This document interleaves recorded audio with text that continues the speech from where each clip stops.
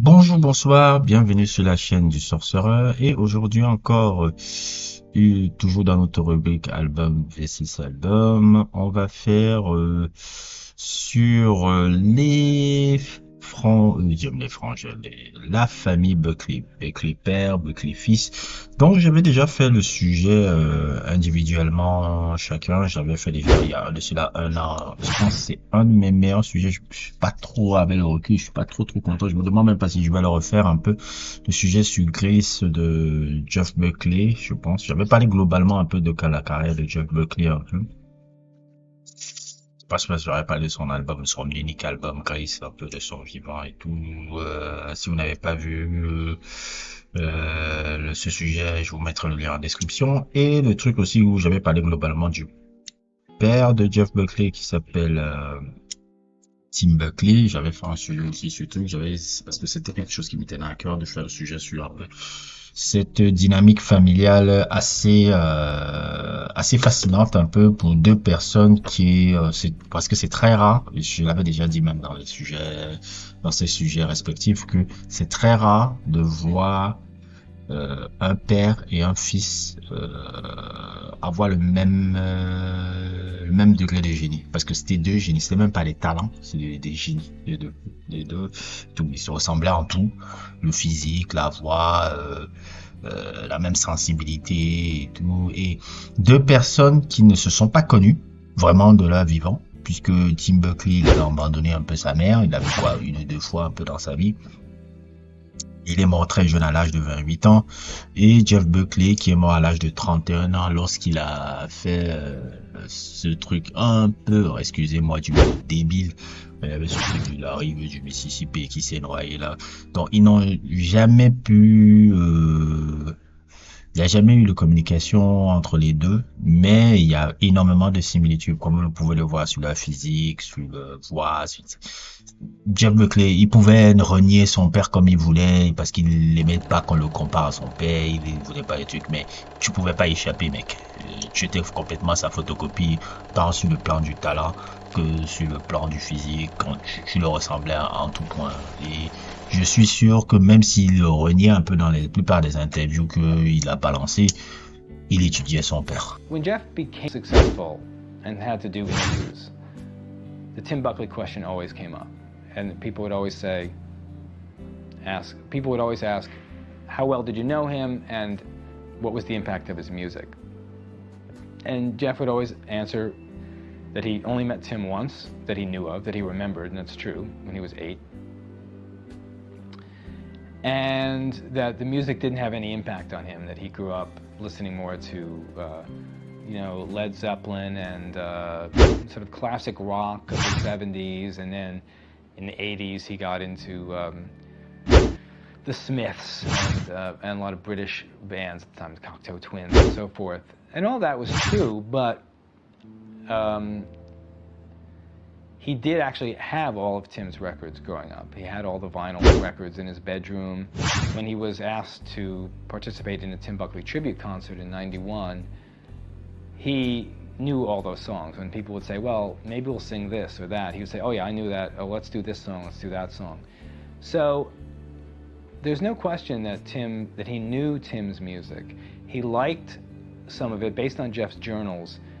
He loved the experimental period. He loved Lorca and Star Sailor. And it was very clear. Il peut dire tout ce qu'il veut, il a quand même étudié son père, la musique de son père, parce que son père était indéniablement un génie. Donc aujourd'hui, on va parler de deux albums. L'album Grace, qui est pour moi un des plus grands albums de l'histoire de la musique, tout court, tout genre confondu. Pour moi, cet album-là, ça incarne la perfection. Il n'y a pas un mauvais titre, il y a rien. C'est magnifique. Et notre album qui est tellement avant-gardiste, qui était tellement en avance sur ton temps et qui n'avait pas été bien accueilli, comme la plupart des albums de Tim Buckley d'ailleurs, qui n'avaient pas été bien accueillis à l'époque. D'ailleurs aussi, Jeff Buckley Grace, ça n'avait pas eu un gros succès et le critique était un peu divisé. Les critiques étaient un peu divisées à l'époque. Tim Buckley, l'album Star Sailor. Star Sailor est un album pour moi qui a complètement changé un peu les éléments de la musique folk. Parce que dans Star Sailor, ce que j'aime beaucoup dans Star Sailor, c'est la manière dont Tim Buckley n'hésitait pas implémenté dans sa musique folk beaucoup des éléments du jazz, beaucoup des éléments de la musique funk. Bon, c'était vraiment psychédélique pour comme musique folk. Musique folk où vraiment il y avait beaucoup d'expérimentation et tout, même pas seulement dans l'orchestration musicale, mais beaucoup aussi dans les expérimentations de voix qu'il faisait, les expérimentations, les recherches de voix et tout là.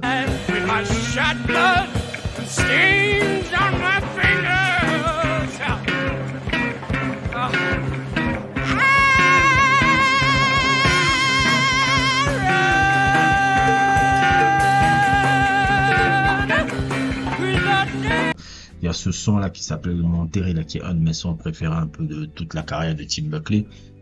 Star Sailor repose vraiment sur ces expérimentations là, et c'est un album que j'aime beaucoup parce que c'est un album qui m'a permis de m'ouvrir vraiment à ce style de genre de musique un peu là. Que je peux, même si je sais pas si on peut mettre un linéage un peu, même Vashti Bunyan un peu, quand je vois la free folk de Vashti Bunyan et que je peux continuer un peu avec les Devana Bennart, je les vois un peu beaucoup des gens qui ont été dans la continuité de ce que Star Sailor avait mis de Tim Buckley. Même si Vashti Bunyan c'est un peu la même époque, mais quand je vois Devana Bennart, quand je vois ce genre de personnes là, c'est un peu des gars qui ont continué un peu des délires un peu de Tim Buckley. Je ne sais pas si vraiment on peut dire qu'ils sont dans la même dans le même linéage et que j'ai vu des interviews de Blair à pu le dire non, mais c'est vraiment mon intuition musicale parce que quand j'écoute les albums même comme Mala,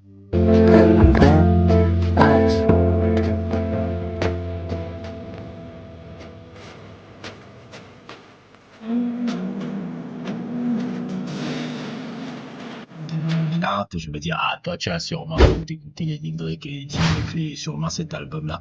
Donc, c'est à ça que cet album me marque beaucoup par beaucoup son expérience. Un album qu'il avait presque produit tout seul. Lui, il avait eu quelques collaborateurs, notamment il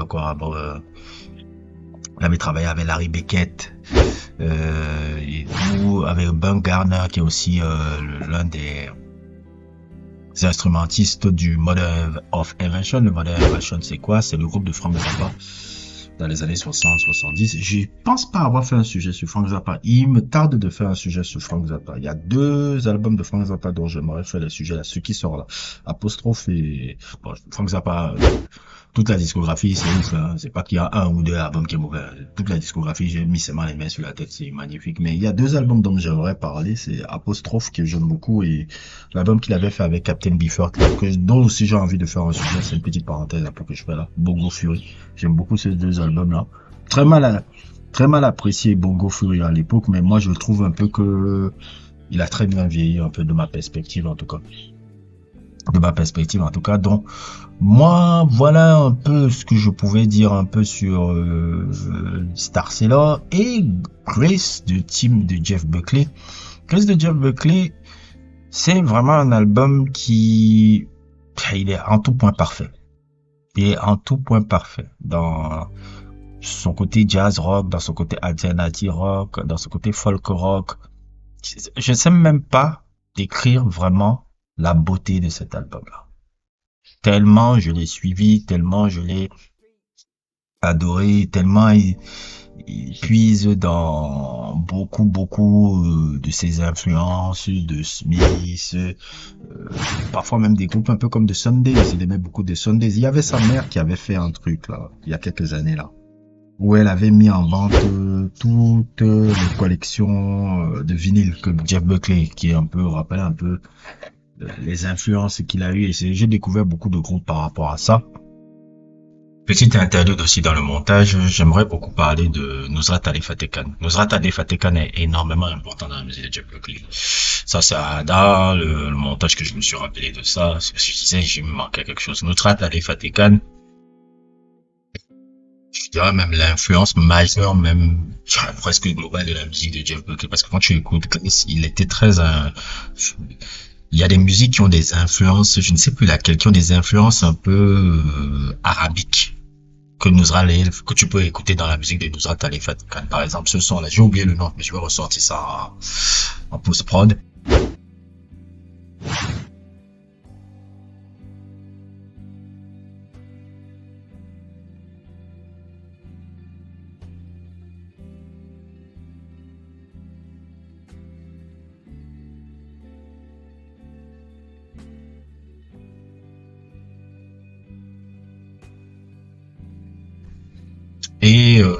si je vous conseille un album de Nusrat Ali Fateh qui me plaît beaucoup, c'est l'album qui sort là, qui s'appelle Devotional Song. Je l'avais découvert il y a 15 ans. Et il est vraiment magnifique. Donc, c'est ça m'est venu au montage. J'ai dit, mais comment je peux parler des influences de Jeff Buckley sans parler de l'influence même majeure que Nusrat Ali Fateh Khan. Bref, on retourne à la vidéo. Tu peux voir, même quand je fais, même, je l'ai déjà dit, je crois que je l'avais dit dans le sujet. Quand tu écoutes l'album Vox All Night de Morrissey, c'est très proche de l'album de Grace de Jeff Buckley, surtout dans l'instrumentation et même dans les lyrics.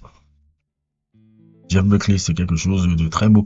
Et surtout, cet album a pris beaucoup de temps à se faire, parce que il a pris peut-être 3 ou 4 ans, plein de morceaux étaient composés, parce que les premières versions un peu des sons, il avait travaillé d'abord avec Gary Lucas. Gary Lucas était un peu son mentor, le monsieur qu'on voyait à gauche, il avait des cheveux particuliers.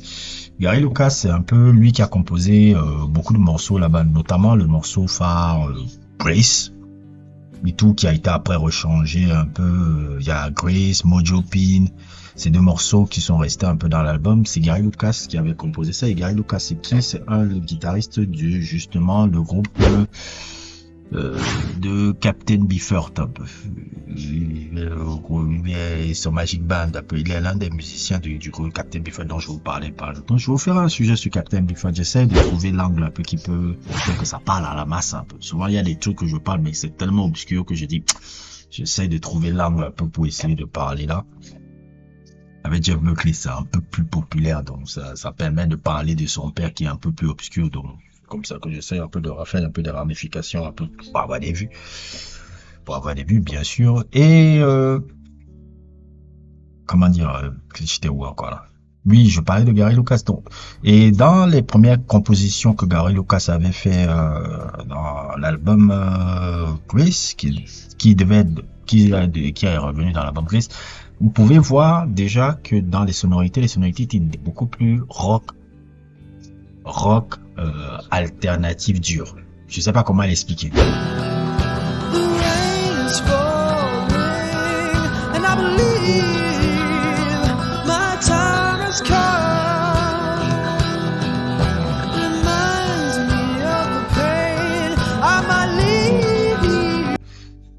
Quand on voit, parce que le Magic Band un peu de Captain Beefheart, le groupe de Captain Beefheart et tout, c'est un blues très expérimental qu'il faisait. C'est un blues expérimental. Et tu peux sentir vraiment cette approche-là dans les premières compositions de Gary Lucas et tout. Et dans ces compositions-là, quand on regarde un peu ces compositions-là, je pense qu'il y a eu ce problème-là entre Jeff Buckley et Gary Lucas dans la direction qu'il voulait pour son album solo. Gary Lucas voulait quelque chose de beaucoup plus expérimental, là où Jeff Buckley, je pense qu'il voulait quelque chose de beaucoup plus accessible, pas accessible, mais comment dire, beaucoup plus dans la vibe un peu des mélodieux. Voilà, c'est ça le mot que je cherchais. C'est quelque chose de beaucoup plus mélodieux. C'est justement pour ça après qu'il a retravaillé avec cet ingénieur son qui est génial qui s'appelle Andy Wallace, qui a permis vraiment de développer son son. Andy Wallace, c'est quelqu'un qui a été très important puisqu'il a travaillé énormément avec des gens, cet ingénieur son, il a travaillé avec les groupes comme The Cult, il a travaillé avec Slayer, il a parfois travaillé même avec Prince, Rage Against the Machine. D'ailleurs, même c'est lui qui participe au mix, au mix de Walk This Way de Run DMC et Aerosmith.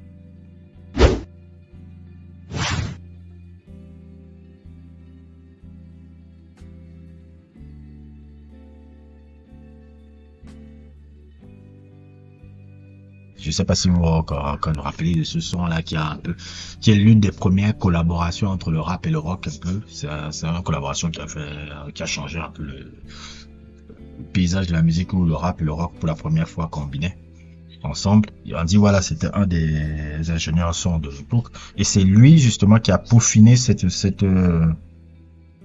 approche un peu musicale un peu avec Jeff Buckley qui était beaucoup plus mélodieux, beaucoup plus langoureux que l'approche de Gary Lucas qui était un peu beaucoup plus brute. Mais je trouve que ça a été une bonne idée de le faire parce que si c'était les trucs comme vous l'entendez là, je vais vous mettre des extraits. Hein. Quand j'écoutais le truc avec Gary Lucas Degré, c'est la version démo et tout. Je disais ça perd le côté émotif et ça ne met pas en avant la belle voix de Jeff Buckley quand c'était comme ça avec les premières versions avec Gary Lucas. Donc c'est un album qui a énormément bien vieilli. Hein. Il y a beaucoup de reprises dans cet album où il avait repris énormément de morceaux. Déjà, le morceau Lilac Wine, qui est une reprise de jazz. Une reprise de jazz de Al Gilbrook. Il a fait une très très belle reprise de ça. Corpus Christi Carol aussi, qui est un de mes morceaux préférés de l'album. Qui est je sais que c'est une reprise, mais je ne sais pas de qui exactement. Je sais pas si je parlais de ce truc médiéval un peu d'une certaine. En fait, c'est un son médiéval un peu qu'il a repris aussi. Il a retransformé à quelque chose de génial. Et le fameux Alléluia. Moi, pendant longtemps, j'avais l'impression que Alléluia, c'est un son de Jeff Buckley. Mais non. Alléluia, c'est un son de Leonard Cohen à la base.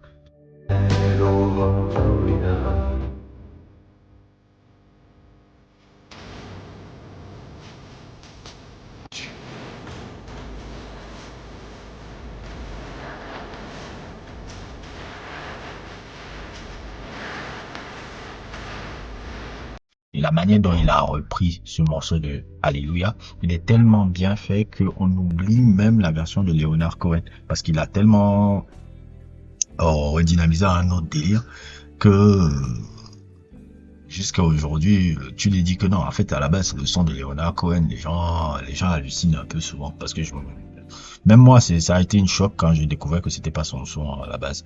Donc c'était un génie. Vous pouvez le voir déjà dans mon sujet, comme je l'ai parlé il y a de cela 1 an. C'était un génie. Et quel est mon album préféré des deux? Eh ben, c'est difficile à choisir un peu parce que Star Sailor, j'aime l'expérimentation, mais quand je suis dans des moments mélancoliques et tout, c'est Gris que je vais suivre. Star Sailor, c'est quand je veux un peu être dans un mode un peu expérimental un peu, que je vais écouter ça. Mais comment on appelle ça, Gris, c'est quand je suis dans un mode vraiment mélancolique que j'ai envie de le suivre et pour moi c'est on n'a pas fait mieux, hein. On n'a pas fait mieux, hein. Il y a des gens qui ont tenté tout le temps de le refaire un peu ces albums et tout. C'est un album qui influence pas mal. Les gars, les Bonnie Iver, tous les cocos, ouais, là, les Bonnie Iver, même Surface Stevens, hein. Tout ça, c'est, la base, c'est le boy là. C'est Jeff Buckley. C'est beaucoup Jeff Buckley, hein. Il a un truc et c'est un peu dommage, un peu, de voir qu'il a eu que le temps de faire un album parce que j'aurais été très curieux de voir un peu son évolution musicale, là où il allait aller, parce que ça allait pas s'arrêter seulement là. Il avait un potentiel pour faire le truc. Mais le problème aussi qu'il a eu après la sortie de ce premier album là, comme on l'avait mis énormément d'argent là, il a bien profité. On l'avait bien misé économiquement sur Jeff Buckley, on avait bien misé économiquement là. C'était quel label même d'ailleurs? Columbia. Ils avaient bien, parce qu'ils voyaient le talent portugais. Ils ont bien mis l'argent sur l'album là, mais l'album là l'avait mal accueilli par la critique et il n'y avait pas eu trop de succès.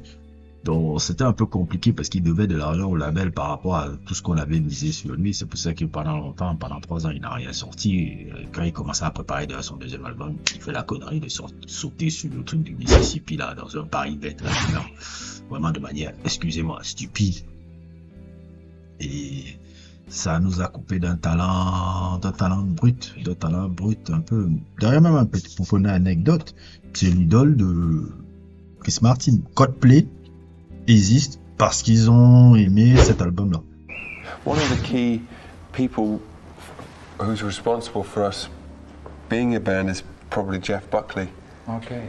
I think his music was so powerful and like hard hitting for most of us in the mid and late 90s. And that's when we were getting the band together, and I think I certainly found a lot of inspiration in it. I mean, to the point of trying to actually sound like him for the first few singles. Yeah. So he would be got to be mentioned.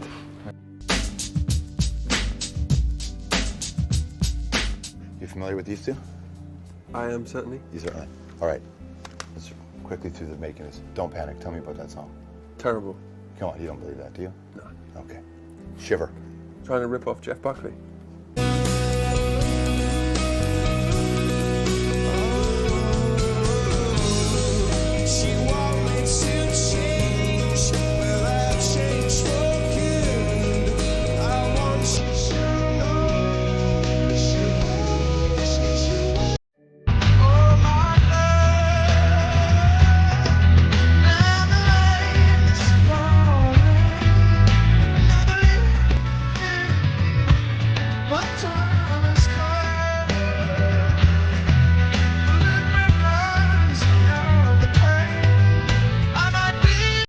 S'il n'y avait pas cet album-là, les membres du groupe se sont réunis.